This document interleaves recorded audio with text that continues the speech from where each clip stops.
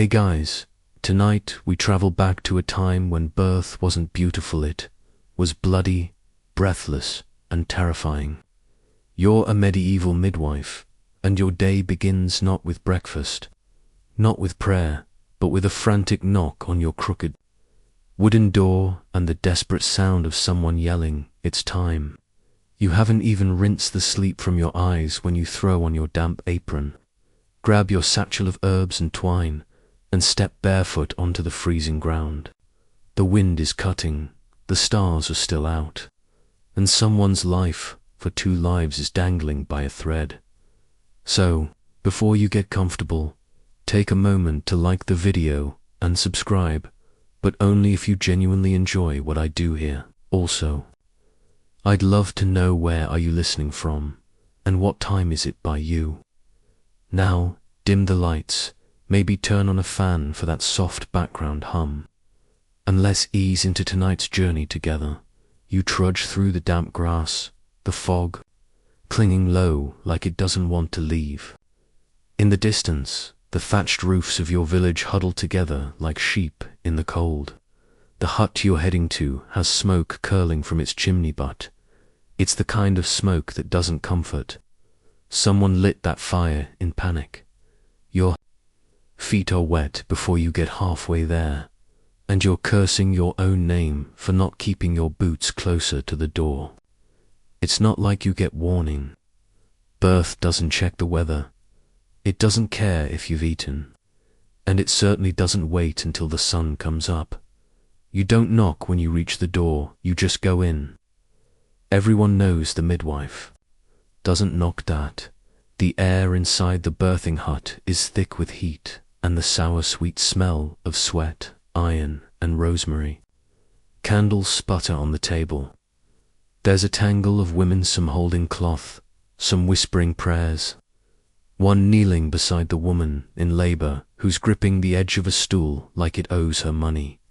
Thank God, someone breathes when they see you, but you're already moving. You set down your bag, you roll up your sleeves. You wash your hands with cold water from a bucket that smells faintly of lavender and old tin. You ask for fresh linens. They hand you one soaked in something that's definitely not water. You sigh and throw it into the hearth. The woman on the stool is young, maybe 15. You recognize her. She helped gather leeks with her mother just a few weeks ago. Her face is pale, her lips cracked, her eyes wild with pain. She's been pushing too long. There's no rhythm left to it, just exhaustion and fear. You reach down gently. The baby's not coming head first. Breech, of course it's breech. You don't have forceps.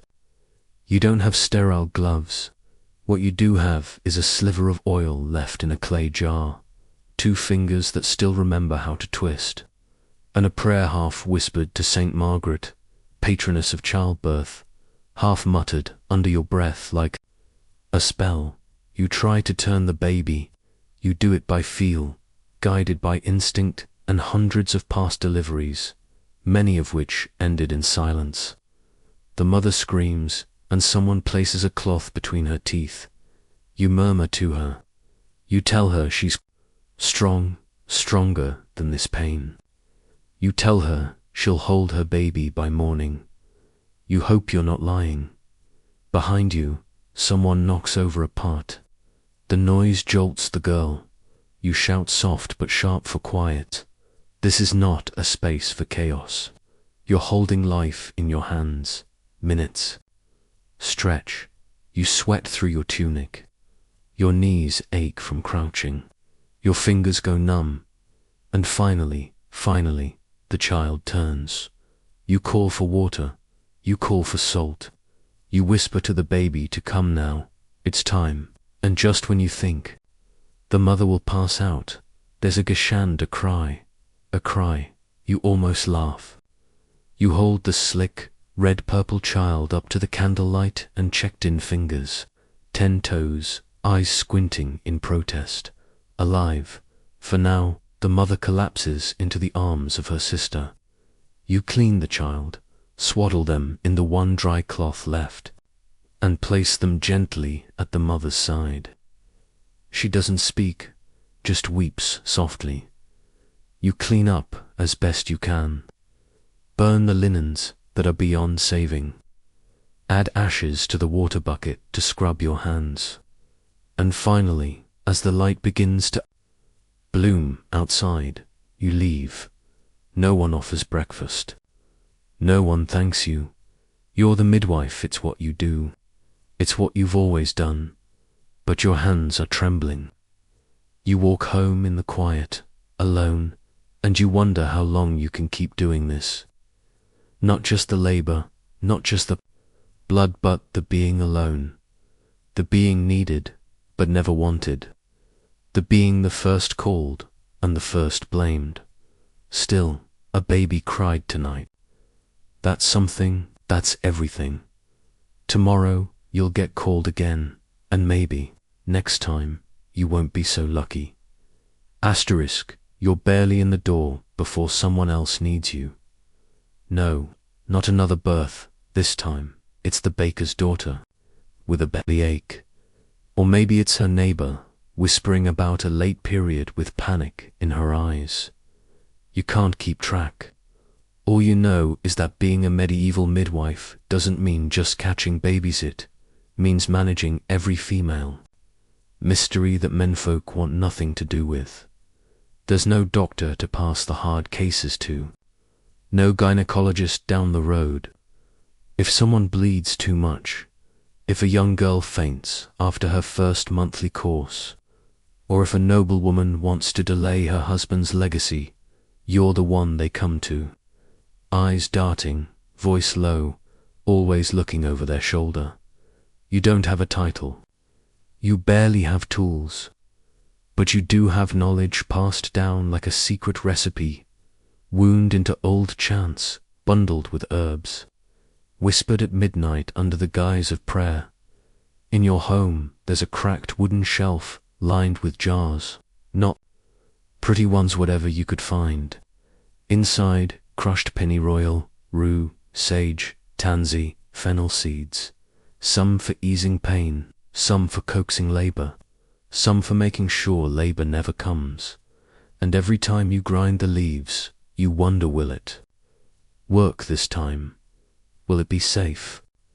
Historians still argue whether midwives truly understood the abortive power of these plants, or whether they worked more through ritual than biology. But one thing's clear.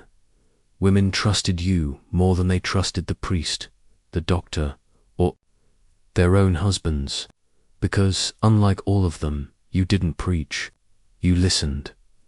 Today, a woman confesses her shame in a whisper, so soft you barely hear it over the chickens clucking in the yard. She's unmarried. The child's father is someone. She can't name, not because she doesn't remember, but because she's afraid. You don't ask questions. You never do. You brew her a bitter tea. Not too strong, not too soon. You tell her to wait, to rest, to drink, to hope, and then you pray the bleeding comes before anyone else notices. The swell in her belly. But not all remedies are for ending. Things, sometimes, they're about beginning. You remember the carpenter's wife who couldn't conceive for years. She wept in your arms as though it was your fault. You made her a potion with powdered oyster shells, egg yolk, and warm goat's milk. She swore it worked. It probably didn't. But 2 years later, she had twins.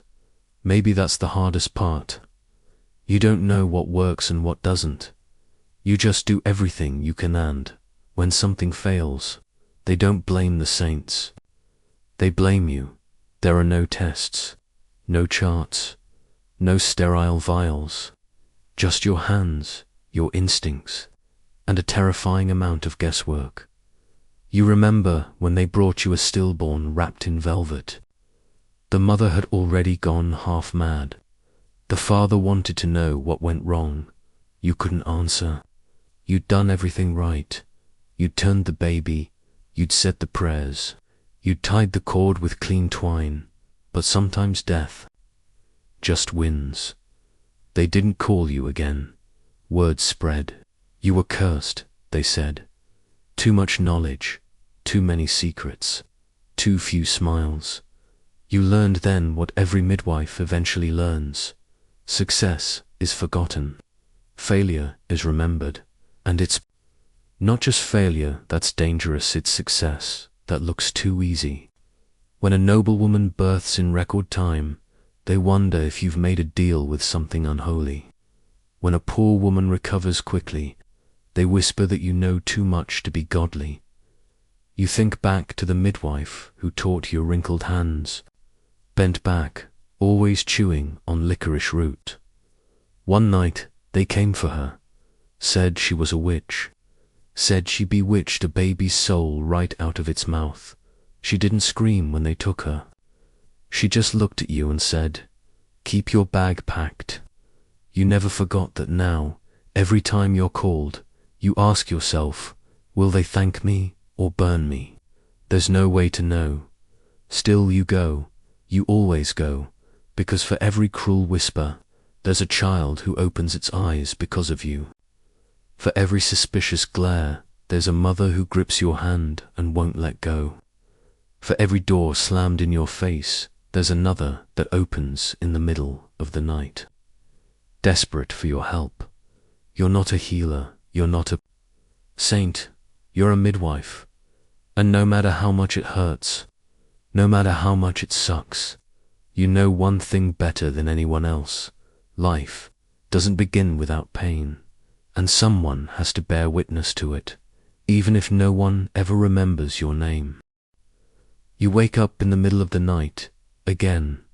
There's no knock this time, just the frantic barking of a neighbor's dog and the soft, unmistakable cry of someone in labor. You sit up on your straw mattress, bones aching, fingers already reaching for the cloth bundle that holds your tools. You don't need to think, you move like water, like habit, like someone who's done this 100 times in her sleep, because you have. Tonight, it's a farm girl, barely more than a child herself. Her mother wrings her hands at the doorway, whispering that the baby's too early and that something feels wrong. You nod. You've heard that tone before. Inside the hut, the girl is curled like a dying insect. Sweat pools around her collarbones. The air smells of fear and something older, something metallic and warm. Blood already. You tell the mother to heat water, even though it rarely helps. It's just something to do, something to make her feel useful while you examine the girl. And what you find turns your stomach cold. The baby's not coming head first. You try not to show it. You bite the inside of your cheek to stay calm. You know what this means. A breech birth. The feet are down, the head is up, and there's no one else to fix it but you. This is when your hands matter more than your prayers. You wash quickly. Though the water is cloudy and cool, you push gently, turning the baby inside a womb that fights you every inch of the way. The girl screams, her voice going hoarse, but she doesn't ask you to stop. You've seen full-grown women beg for mercy. This child, she holds on, that terrifies you more than anything else. Historians still argue whether medieval midwives had formal knowledge of how to turn a breech baby or whether success came from raw instinct. Tonight, instinct is all you have. Minutes crawl by like hours. Finally, the baby shifts. You breathe again, but it's not over. The baby comes fast after that, too fast. It slips out in a wet, sudden rush, limp as a rag. You catch it, cradling the tiny body in your palms. It's not breathing. You clear the mouth, the nose, rub the chest, whisper the ancient words, not a prayer, exactly, but something older than language, something meant to beg life back into bones. For a moment, nothing. And then a sputter, a sound like a cough, the tiniest cry. The girl doesn't notice. She's unconscious now, blood pooling beneath her like spilled ink. You wrap the baby, tuck it near the hearth, and turn back to her. You press your hand to her belly, hard. She's still bleeding, too much. You whisper to the mother to bring you the sheep's wool and the ash. A strange combination, but you've seen it work before. You pack it in, softly, murmur to the girl's still form that it's going to be okay, but you don't know if it is. All babies survive birth. Not all mothers survive their babies. You do your best, then you wait. You sit by the fire, rocking the child, who now snorts softly in its swaddling. You watch the girl's chest rise and fall. 1 hour, 2, she stirs. Her eyelids flutter. She doesn't speak, but she's still here. You say nothing, just hold her hand. Outside, dawn creeps in like a cat. The rooster crows. Somewhere, far away, a bell tolls for morning mass. You pack your things. Your fingers are numb. You haven't eaten in a day. Your dress is stained in places you can't scrub clean. But there's a baby, now warm, alive, and crying. You were the first person it ever saw. The first heartbeat it ever heard beyond the womb, and still, no one thanks you. Not really. The mother's mother hands you a loaf of bread and a tiny string of dried apples. She calls it generous. You call it survival. There's no coin, never. Is. Your payment is the knowledge that someone gets to live, even if you darn single quotes. And on the walk home, you pass a church wall plastered with new drawings, holy saints and bleeding martyrs. You see yourself in none of them. But when you pass the townswomen, their eyes meet yours with something that might be fear, or respect, or maybe just understanding, because they know what you are, a guardian of life, a keeper of death, and something in between that no man has ever dared name. Asterisk. You don't get a day off after that. There's no such thing as rest. When you're the village midwife, because the human body doesn't care about your schedule. Someone else's water will break before your cloak dries from the last birth, and when it does, you'll be expected to show up, sober, clean, alert, and ready to defy death again. But not today. Today, you're summoned for something different. The knock on your door isn't urgent. It's tentative, a soft rap that suggests shame, not pain. When you open it, a young woman stands there, cloaked, eyes low.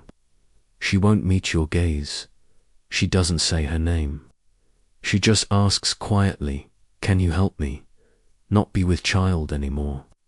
You pause. This too is part of your role. An invisible part.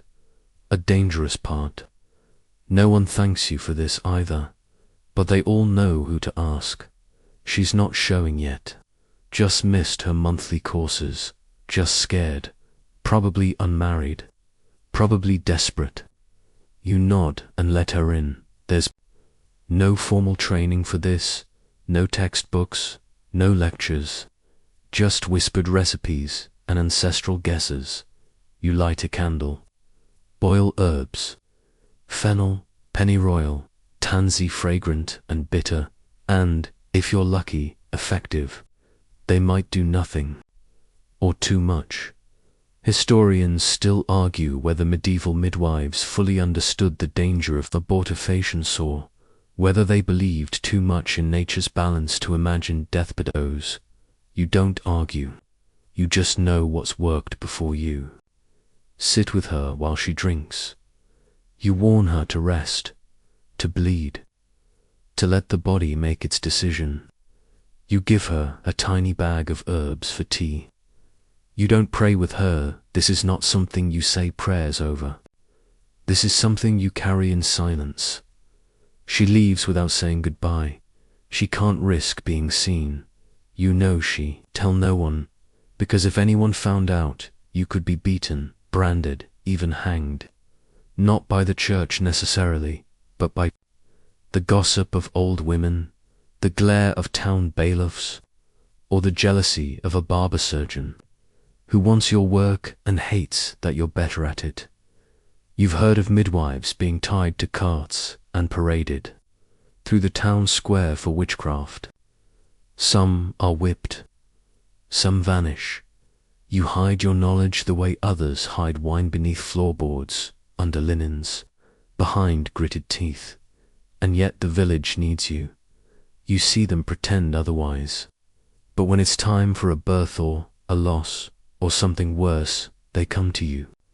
Because unlike the priests and the husbands and the physicians in distant cities, you're the one who actually shows up. You're the one who gets blood on your hands. Literal blood. And sometimes it's not even birth or herbs they need, it's help with something messier. One night there's a pounding on your door. Not a knocker pounding. A man's voice shouting your name. Your gut clenches. You grab your cloak. Open the door, halfway on. Immediately see the problem. His wife is on the ground behind him, curled in pain. Not labor pain, something else. Her abdomen's bloated. Her face is pale, yellowish. You see it in an instant. It's the miscarriage, and it's gone wrong. You follow them home, pressing your hand to her belly, fever, rigid. You whisper under your breath, trying to remember the poultices for fever, the charms for pain. You don't believe in charms anymore, but she does. That's enough. You try everything. You boil willow bark and mint. You compress her stomach with wine-soaked cloth. You clean her with warm vinegar, even though your hands shake. You call for her sisters, her mother. You tell them gently she might not last the night. And then, as they begin to cry, you do something you haven't done in years. You sing a soft hum from childhood, a lullaby. She won't understand the words anymore there in your grandmother's tongue. But you know the rhythm, soothing, low. Somehow she sleeps in the morning. She breathes easier. You leave before sunrise, quietly, without payment. Without thanks, again, back in your hut, you pour warm water over your wrists. Try to scrub away the red. It clings to the creases in your skin. You wonder if it will ever truly come off. You sit for a long time, staring into the embers, and for the first time in weeks, you cry, not because of death, but because this time you stopped it, and tomorrow someone will need you again, because you're not just a midwife, you're a secret, a lifeline, and a story no one writes down. Not yet, but maybe. Someday. You dream of screaming. It takes you a moment to realize the sound isn't in your head. It's outside, real, raw.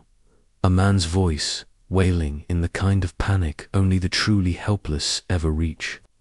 You're up before your eyes even open properly, fumbling for your satchel and cloak in the dark. The sun hasn't risen yet. You nearly trip over a hen on your way out the door. You don't even ask what's wrong. The man is crying too hard to explain, and you already know it's going to be bad. You follow him through the fields and into a cottage that reeks of soot and fear. Inside, it's chaos.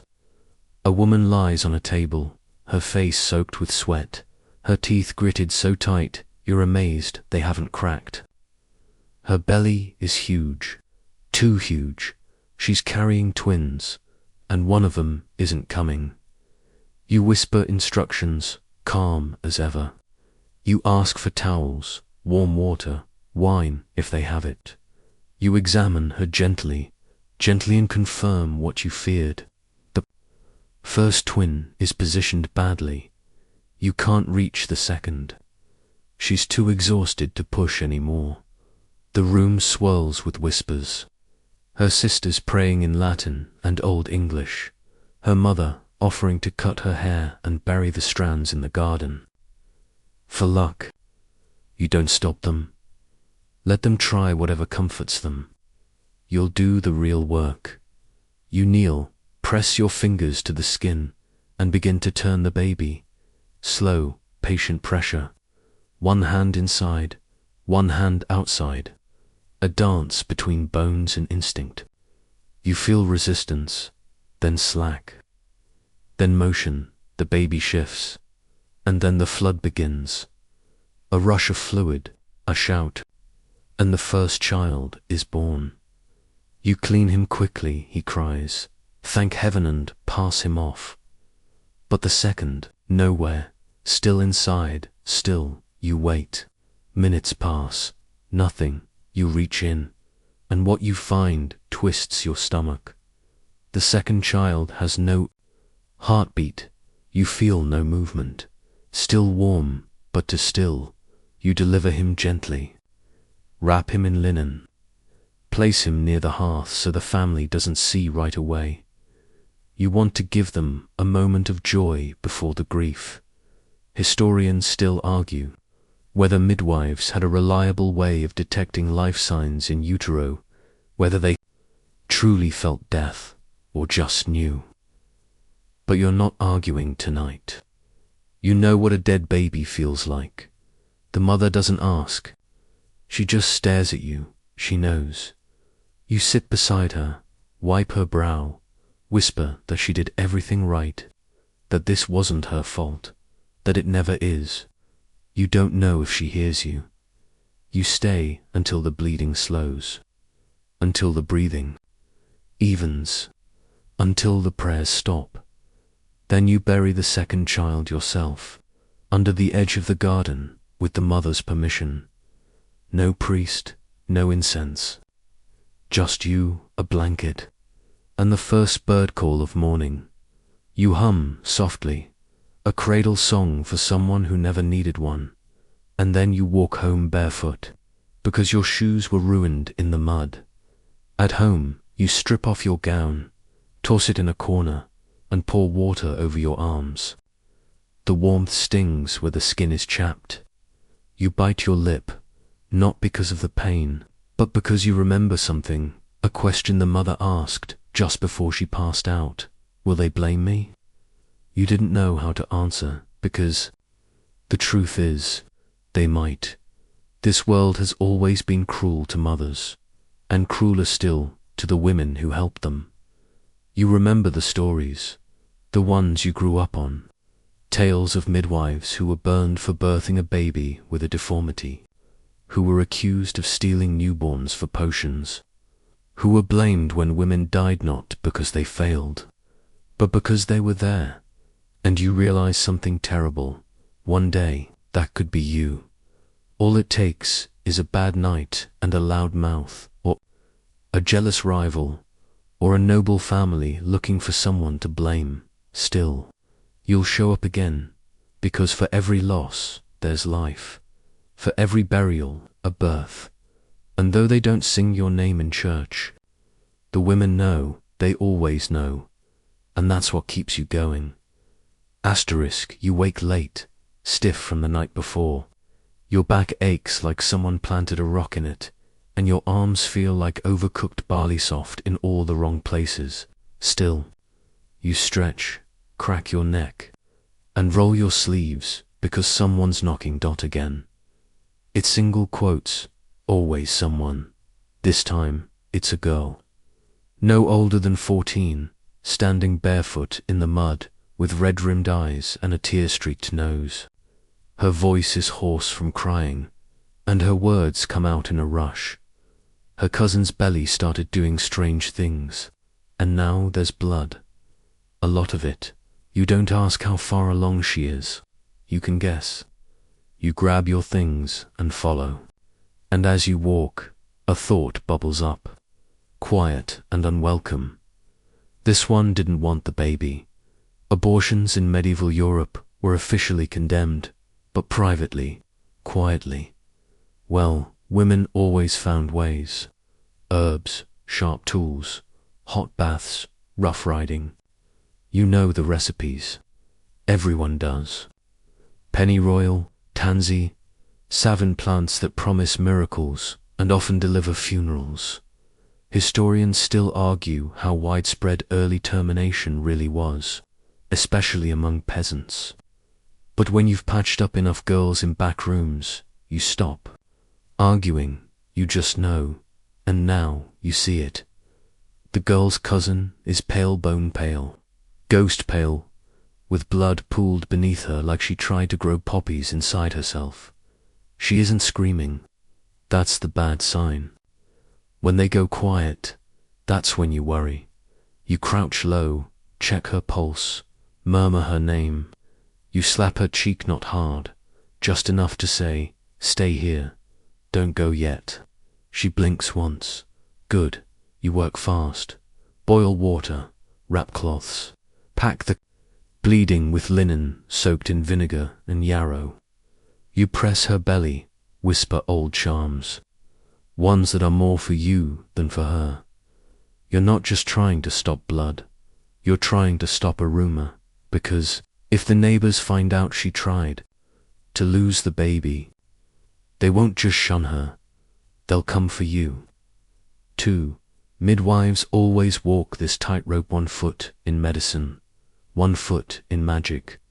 The church doesn't trust you, men don't understand you, and women need you, but they'll abandon you in a heartbeat if the crowd turns. You remember that woman from the next village over, the one who delivered 7 babies with no trouble, and then an 8th was born with 2 fused fingers. The priest blamed her, said it was punishment for sin. He whispered poison into ears for weeks. And then one morning, they dragged her out of bed and shaved her head in the square. She lived, but she never worked again. Not openly, and now it could be your turn. You glance at the girl again. She's stable now, breathing steady, blood slowing. You stay until you're sure, and before you leave, you teach the cousin a simple lie. She fell on the ice. That's all. She fell on the ice. You repeat it until she nods. Then you give them each a coin, a kiss on the forehead, and walk away before someone sees you. It's raining by the time you reach your door. You sit in the corner and peel off your gloves, 1 finger at a time, like unwrapping secrets. You look at your hands. They've caught more lives than any priest in this county. But all it would take is 1 whisper, and you'd be branded a killer. You light a candle, watch the wax slide slowly down the wick, and remind yourself of the first birth you ever helped with. It was your sister. The midwife let you tie the cord. You thought the baby looked like a raisin, but your heart had never been so full. That was the moment you knew. You weren't born for marriage, or needlework, or prayer. You were made for this. The chaos, the blood, the miracles in mess. You knew the price even then. But some days you wonder what would your life be if you'd chosen another path. Safer, maybe. Quieter, but would you sleep? Better, would you dream more sweetly? You doubt it, so you stand, stretch again, and wash your hands for the 100th time. Because when they knock again, they always do will open the door. Every time, asterisk, you're not expecting a visitor. When the knock comes after dark, that's never a good sign. You lift the latch slowly. A man's there, cloaked and hooded, face hidden, eyes urgent. He doesn't give his name, but he says 1 word, "Lady." Your heart sinks. You know who he means. There's only 1 lady in this village. The baron's wife, silk dresses and porcelain skin, a voice like melted sugar when she speaks at all. You've never been within 10 feet of her, until now. You grab your kit. Say nothing. Follow him through torchlit paths, past yawning stables, and silent dogs, up the servants' entrance of the manor house. Cold stone, high arches, walls that smell like damp and wealth. You're led not to the grand bedroom, but to a side chamber.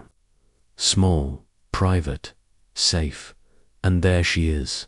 The lady, her skin is clammy, her eyes half-lidded. Her belly is taut, too round for comfort, and there's something wrong deeply, terribly. Wrong. You can feel it in the way the room holds its breath. Her maids hover, useless, wringing hands. You take over, you press her belly. Listen, feel, frown. The baby's turned wrong and stuck. Transverse, womb too tight. Time too late, you swallow. This won't be pretty. There's no surgeon here, no clean knife, no clever leech with Latin mumbles and shiny tools. Just you, your hands, your oil-soaked linen, and prayers stitched into your breath. You try the herbs first. Mugwort to calm the womb, sweet basil to ease pain, a whisper of powdered amber for strength. She drinks. You wait. Then you begin. It takes time, more than an hour of kneeling, sweating, shifting. You coax, you press. You plead with a child not yet born. Your arms ache. Your knees go numb. You use your elbows, your hips, your whole body, and then movement. The baby turns, not all the way, but just enough. You call for towels, hot water. Hold her hand as she screams not, like the women in the village. No. She screams like someone who's never been allowed to scream. Rich people don't scream. They command. Until now, the baby comes out with a squall. Blue at first, then pink. Alive, barely. You swaddle it tight. Place it on the lady's chest, and whisper that it's a boy. She doesn't respond. Your gut clenches. She's gone pale again, too pale. You check under the linen, bleeding, fast, furious, like something broke loose and won't stop. You reach in, find the root of the bleeding, a torn place, jagged.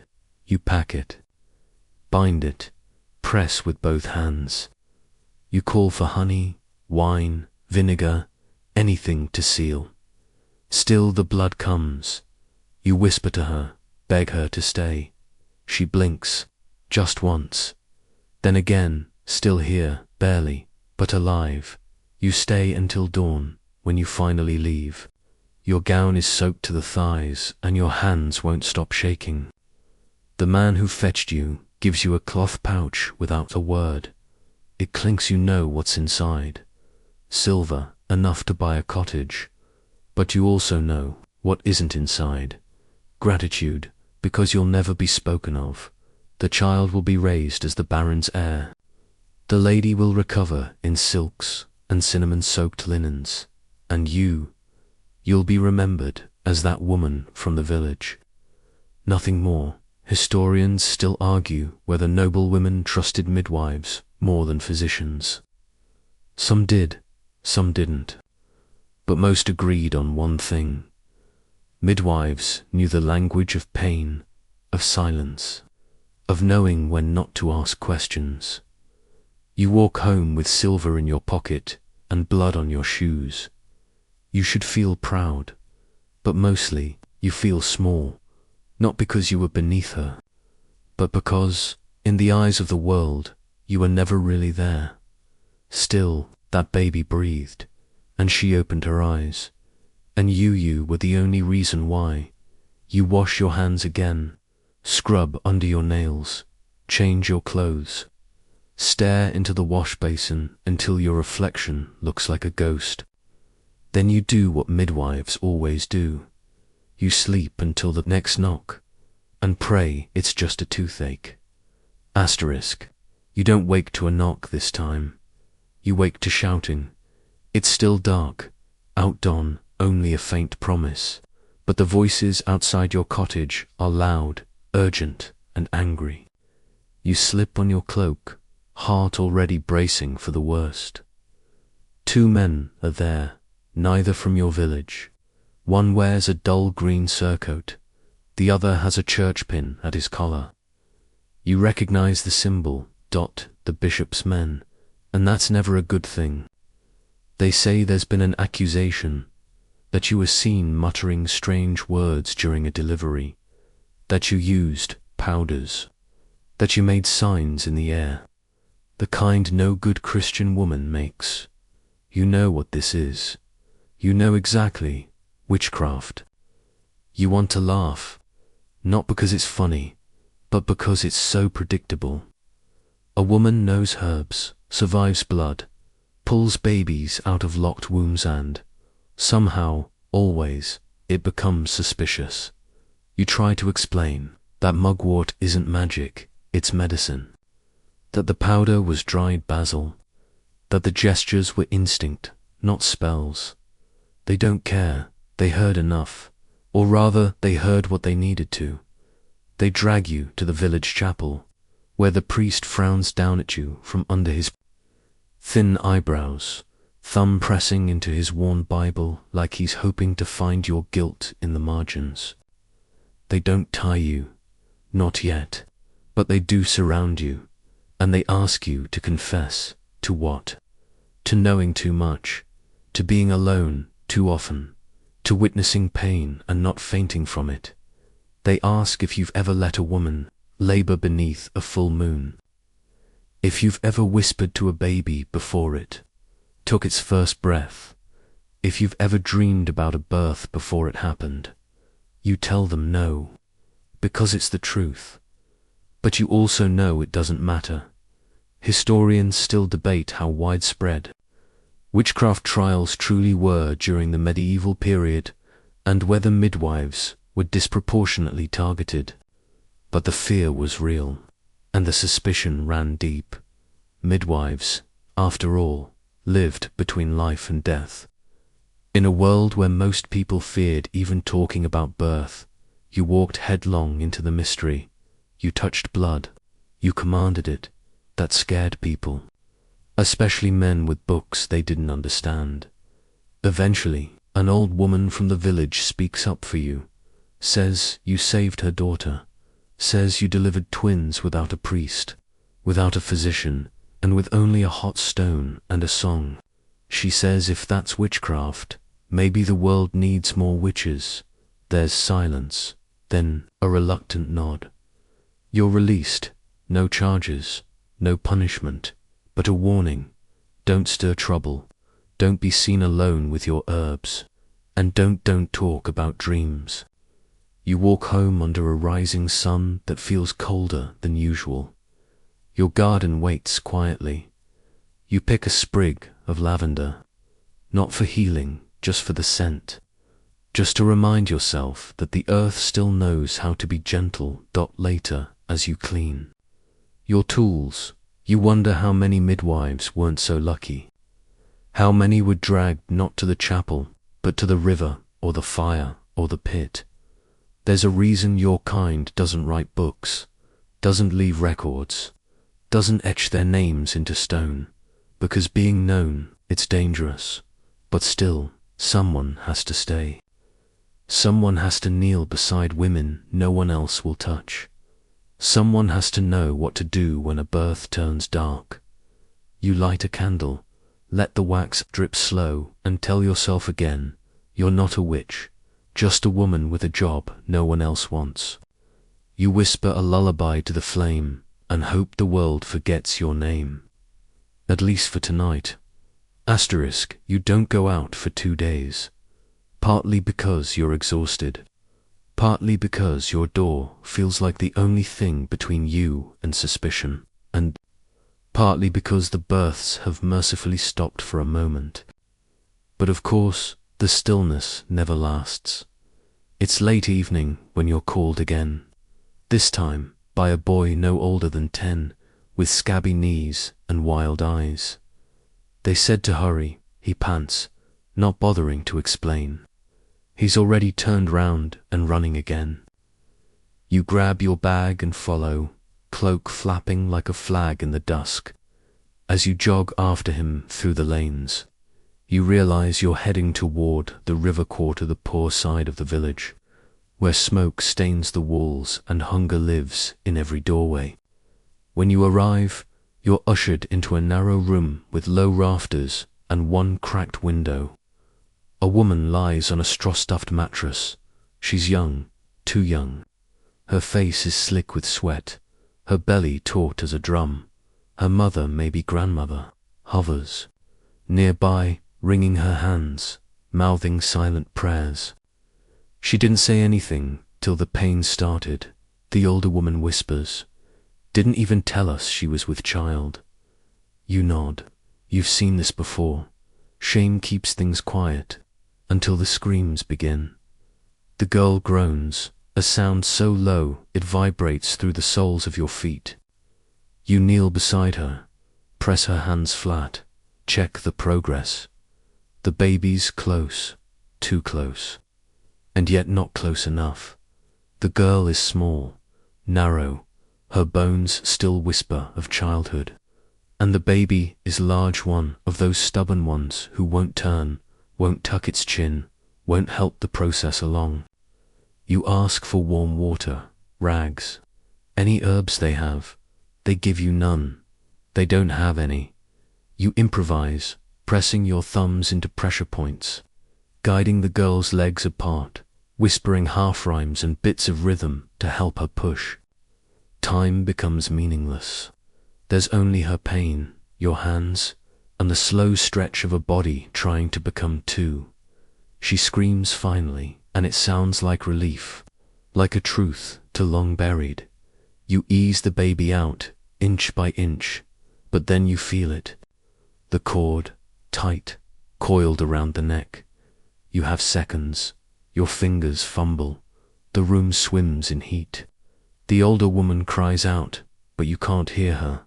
You're focused on the loop, the knot, the tug, the knit's free. The baby slips out, silent and blue. No cry, no breath. You rub the back. You tap the soles. You do everything you know how to do.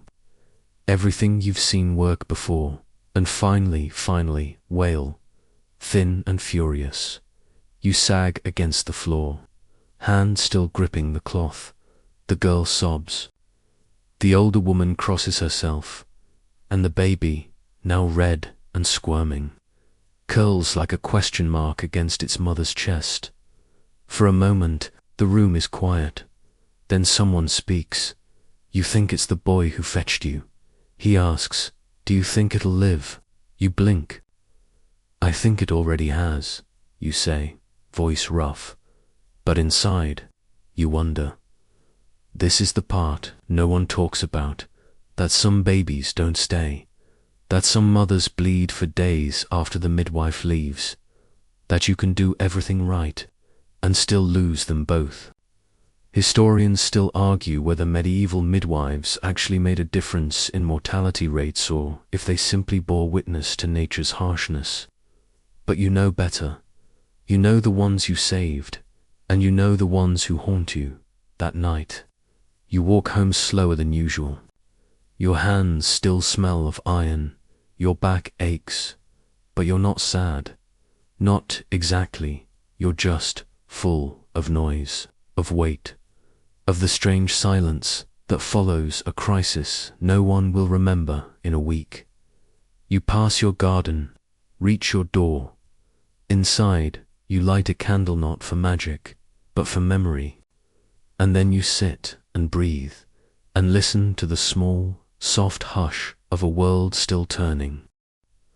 Tomorrow, another knock will come, another girl will need you, another baby will choose whether or not to cry.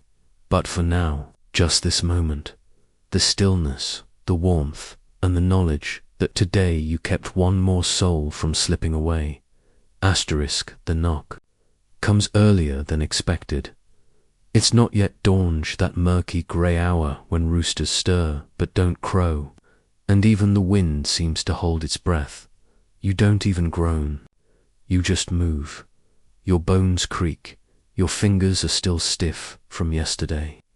But you open the door and nod before the boy outside can speak. Twins, he pants.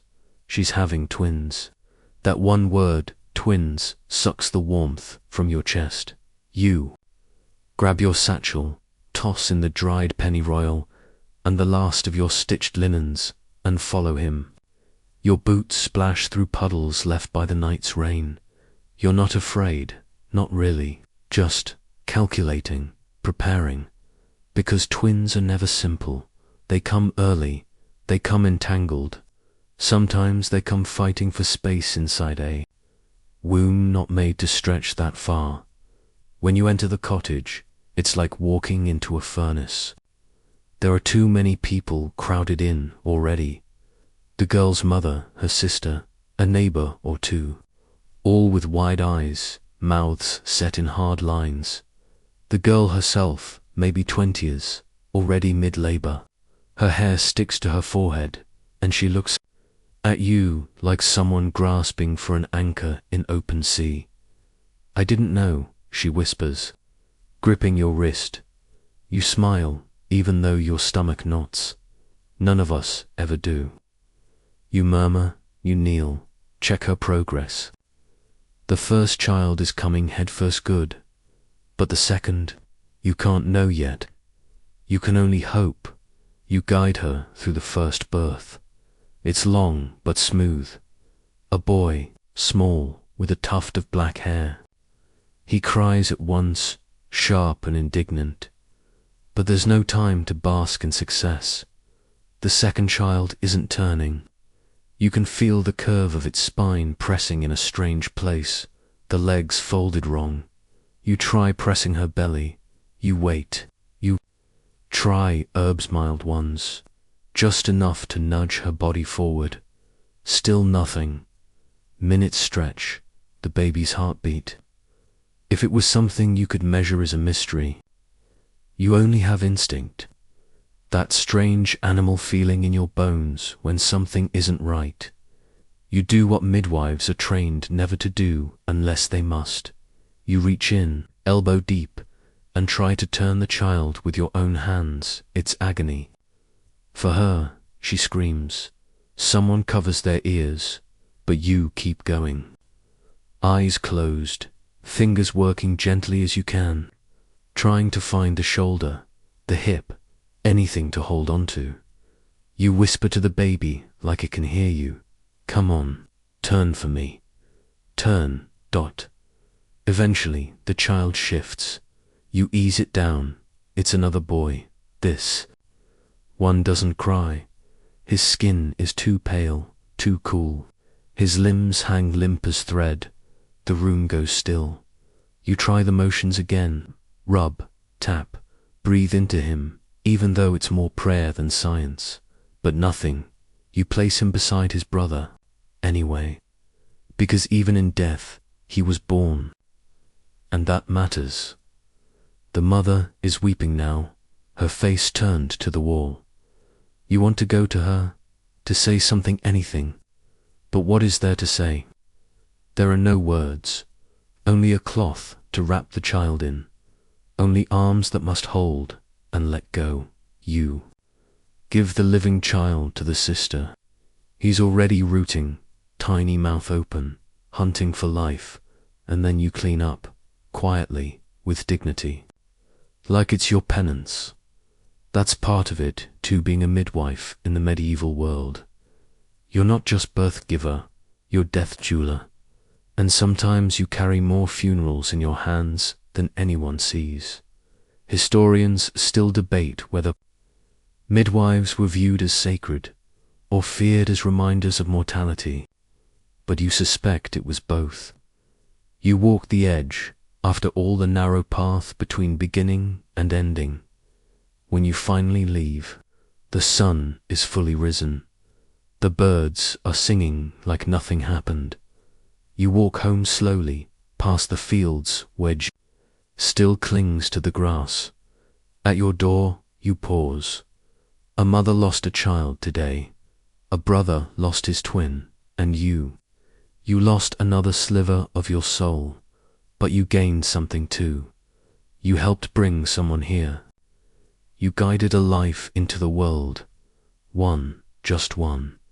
And that has to be enough, because it's all you're allowed. You light another candle that night, not for grief, but for memory, and maybe for hope. To be, because despite everything, you'll go when the next knock comes. You always will. Asterisk. You sleep through most of the morning after. Your body aches in strange places. Shoulders, ribs, wrists as if your bones remember the positions you held for hours. Your palms are scraped, your knees sore. You dream of water, oddly. Cold rivers, endless lakes. Perhaps your mind is trying to wash itself clean, but the dreams don't last long. There's always someone knocking. This time, it's not for a birth. It's a knock from the village constable. You open the door with bleary eyes and a stale breath. He doesn't bother with greetings. There's been a death, he says. Not a baby this time. A woman, young, sudden. You blink, and they're saying it was witchcraft, that maybe she was tampered with. Some herbs, something unnatural, and there it is again. That word which you feel the hairs rise on your arms. Your throat dries. He hesitates before finishing. They're mentioning your name. You stare at him. He doesn't meet your eyes. He shifts his weight from foot to foot like a boy caught stealing apples. You want to scream, or laugh, or collapse. But instead, you nod. I'll come see, you say softly. He looks relieved, like he expected resistance. You're too tired to give him any. When you arrive, the mood in the village is wrong. Quiet, but heavy. Like the silence of people trying very hard not to speak aloud. The dead woman lies on a pallet in her home, eyes closed, face pale. You recognize her. She was barely 20, unmarried. You'd given her a tea a few days ago for cramps, she said. Nothing dangerous. A simple brew of mugwort and chamomile. Nothing you haven't made 100 times. You check her hands, her eyes, her tongue. Nothing screams poison, but that doesn't matter, does it? The priest is already here. He nods to you, but there's no warmth in it. Only caution. We will, of course, defer to your experience, he says. Which is code for, we're watching you very closely. You feel it, the weight of their suspicion. Because you've handled too many strange cases. Because babies die in your presence sometimes. Because you know too many herbs, and you live alone. And you always seem to show up when someone is bleeding or screaming or in trouble. You don't look like evil. But then again, evil never does it? Historians still argue whether medieval midwives were truly targeted as witches in large numbers or whether that's a myth blown bigger by later centuries. But when you stand in a room like this, where every eye is calculating your next move, it's hard to believe it was rare. You do your job anyway. You examine. You ask questions. You listen carefully. The girl had stomach pain, someone says. She collapsed, that's all. She was pale all week. Perhaps a fever. Perhaps she was pregnant. Another voice whispers. The priest stiffens at that. The room shifts. Again now, it's not just suspicion of you. It's gossip about her. And suddenly you understand. They don't want a healer. They want a scapegoat, a quiet sacrifice to explain away death. You straighten your back. Nothing in her body suggests poisoning. You say calmly, no swelling of the tongue, no smell of nightshade, no stiffness in the limbs, no ruptures. She likely died of a fever or perhaps a miscarriage too early to detect. No one contradicts you, but no one thanks you either. You leave before they can say more. You walk with measured steps, resisting the urge to run, because you know it now how fast the tide can turn. All it takes is one frightened mother, one whisper from the priest, one dying girl with no clear cause. You've seen it before. You've buried it before. You remember old Marta from 2 villages away, a midwife, too, accused of harming a child who came out with a twisted limb. They said she cursed the birth. They shaved her head, locked her in a cellar for days. She barely survived. Never worked again, and she wasn't even guilty. You light no candle that night. Instead, you sit by the hearth and sharpen your knowledge.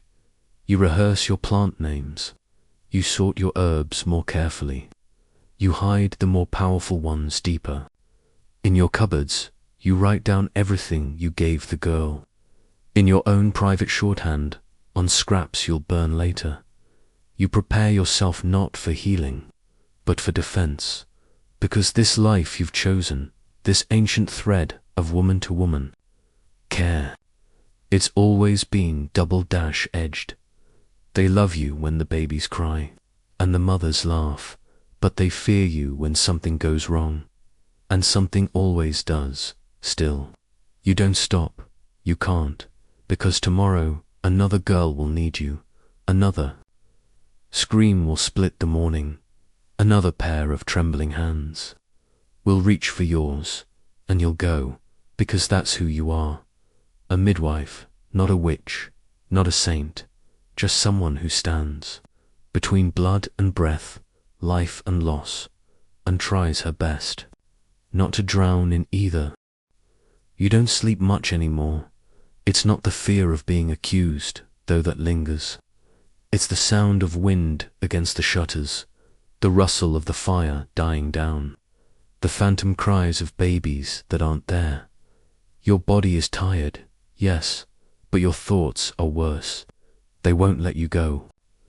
They keep replaying the girl's face, the silent nod of the priest, the way no one stood up for you, not even the women whose babies you saved. You tell yourself that's not why you do this, that you don't need their thanks. But sometimes it would help. Tonight, the wind brings a visitor. Another knock, this time softer. It's not the constable. It's a boy barely older than 13. My mum says you're needed. He whispers. You nod and grab your cloak. His sister is the one in labor. Young, pale, scared. You've never met her before. They came from another town to avoid questions. She's unmarried, and the father is someone she refuses to name. And the baby, it's not coming easily. The moment you enter the room, you smell panic, the kind that seeps into sweat and sharpens the air. Her mother is hovering. Her sister is crying. No one knows what to do except you. You take a breath and fall into rhythm. The fire is stoked, water warmed.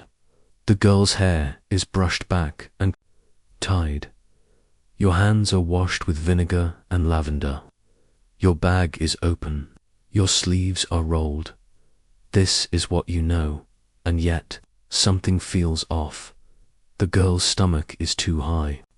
Her contractions are sharp, but irregular. You feel her belly and pause. Twins, perhaps. Know something else. You press lower. Ah, the baby is breached. Feet first. You whisper calmly to the mother.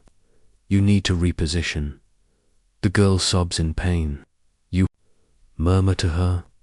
Tell her stories of other girls who made it through.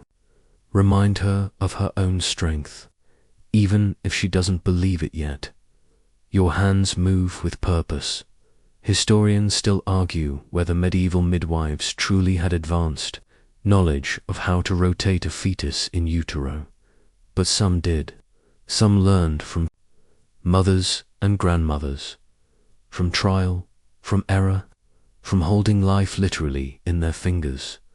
You are one of those, slowly, carefully, with prayers under your breath. You guide the baby's legs. It takes time and sweat, and soft words spoken between clenched teeth. But finally, the baby shifts, and within the hour he is born. He's small, wrinkled, screaming his tiny, furious lungs out. You want to cry with him. The girl falls back on the straw, weeping not from pain, but from relief. You clean the child, wrap him in linen, hand him over with quiet instructions, and then you sit, hands still wet, back against the wall. You've done it again. No one claps. There's no applause, just the soft gurgle of a newborn trying out his voice. But the mother looks at you like you've conjured a miracle. And for a moment, the tiredness leaves your bones. Not for long, but long enough. You leave before dawn. The sky is bleeding toward grey. The boy follows you out. Will you be in trouble again? He asks, his voice barely above the wind. You look at him. Probably you smile. He seems confused by your answer. But there's something comforting about your honesty. He nods. Thank you, he says. Just that, and then he disappears into the doorframe, and you back into the fog. You walk home slowly. There's a mist settling over the fields, the kind that muffles footsteps and swallows shadows. You let it wrap around you like a blanket dot.